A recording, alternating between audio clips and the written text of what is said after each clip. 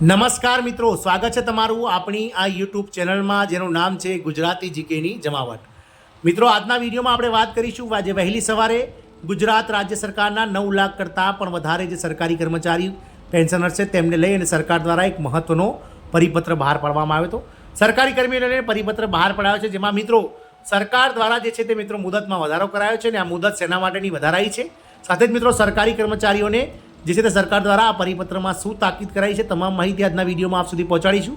તો આપ વિડીયોના અંત સુધી બન્યા રહેશો અને જો તમે અમારી ચેનલમાં નવા હોય તો અમારી ચેનલને મિત્રો સબસ્ક્રાઇબ કરી લેજો, બાજુમાં રહેલું બેલ આઇકોન દબાવી ઓલ નોટિફિકેશન ઓન કરી લેજો, જેથી કરીને ચેનલ પર મૂકવામાં આવતા વિવિધ ભરતીઓના નોટિફિકેશન, વિવિધ ભરતીઓના પરિણામ, જીકેને લગતા વિડીયો અને સરકારી કર્મચારી પેન્શનર યોજનાને લગતા પરિપત્રો તમને સરળતાથી અમારા ચેનલના માધ્યમથી ઉપલબ્ધ થઈ જાય. સરકારી કર્મીઓને લઈ પરિપત્ર બહાર પડાયો, લંબાવાઈ સ્થાવર મિલકત જાહેર કરવાની સમય મર્યાદા.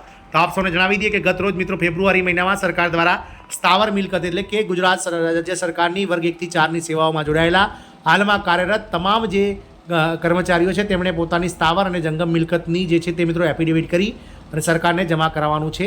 જે મિત્રો પહેલાં 31 મે સુધી મિત્રો મુદત આપવામાં આવી હતી, જેમાં મિત્રો વધુ 2 મહિનાનો સમયગાળો ઉમેરાતા 15 જુલાઈ સુધીમાં મિત્રો આજે છે તે મિત્રો સ્થાવર મિલકતને લઈને સરકારી કર્મચારી પોતાની મિલકતો સરકારને જાહેર કરી શકશે. સરકારી કર્મચારીઓને સ્થાવર મિલકત જાહેર કરવાની સમય મર્યાદામાં વધારો કરાયો છે. સામાન્ય વહીવટ વિભાગે પરિપત્ર જાહેર કર્યો છે અને કર્મચારીઓ માટે 15 જુલાઈ સુધી મુદત લંબાવવામાં આવી છે. આ મુદત પહેલાં મિત્રો 31 મે સુધીની હતી. આજથી 2 મહિના પહેલાં સરકારે એક મહત્ત્વની જાહેરાત કરી હતી કે ગાંધીનગર રાજ્ય સરકારના કર્મચારીઓએ પોતાની મિલકત જાહેર કરવી પડશે.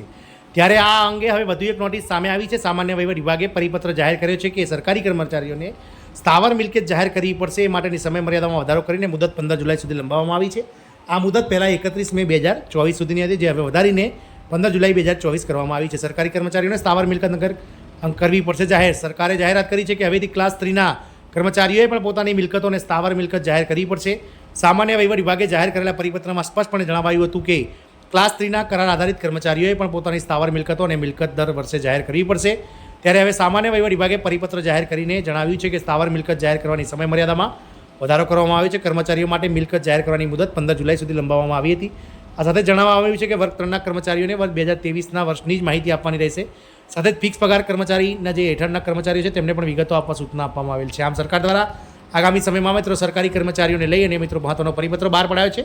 અને સરકાર દ્વારા મિત્રો ક્લાસ 3 જે ઓફિસર્સ છે, જેઓ ગુજરાત સરકારના વિવિધ વિભાગોમાં નોકરી કરે છે કાયમી અને ફિક્સ પગારથી, તેમને તમામે મિત્રો 15 જુલાઈ સુધીમાં પોતાની જે જંગમ મિલકત છે, સ્થાવર મિલકત છે તે જાહેર કરવી પડશે. જય હિન્દ, અસ્તુ.